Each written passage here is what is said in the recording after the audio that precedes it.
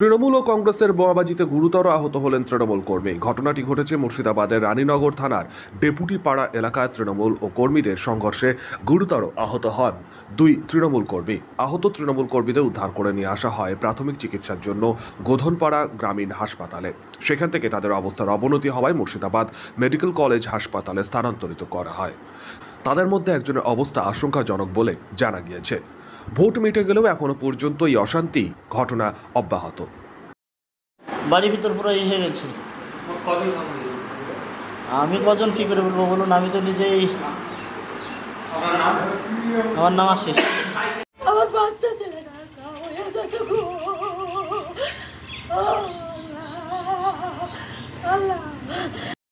পরবর্তীতে বোমাবাজির পরেই ডেপুটি পাড়া এলাকায় বিভিন্ন জায়গা থেকে 3 বালতি তাজা সকেট বোমা উদ্ধার করল রানীনগর থানার পুলিশ।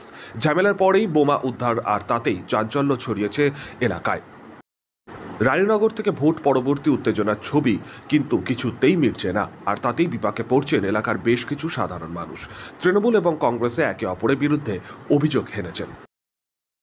রক্তিম সিদ্ধান্ত, ইন্ডিয়া নিউজ বেঙ্গল, মুর্শিদাবাদ।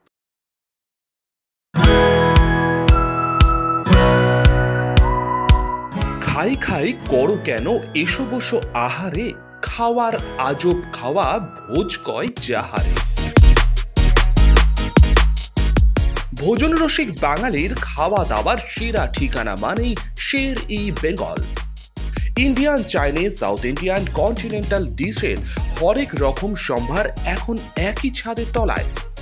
এছাড়াও রয়েছে শের-ই বেঙ্গলের স্পেশাল কিছু আইটেম, যা একবার মুখে দিলেই ভোলার নয়।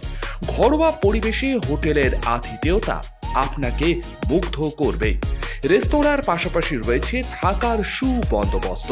সিঙ্গেল বেড থেকে ডাবল বেড, ট্রিপল বেড এবং ডিলাক্স এসি রুম। পাচ্ছেন 24 ঘন্টা পানীয় জল ও বিদ্যুৎ পরিষেবা।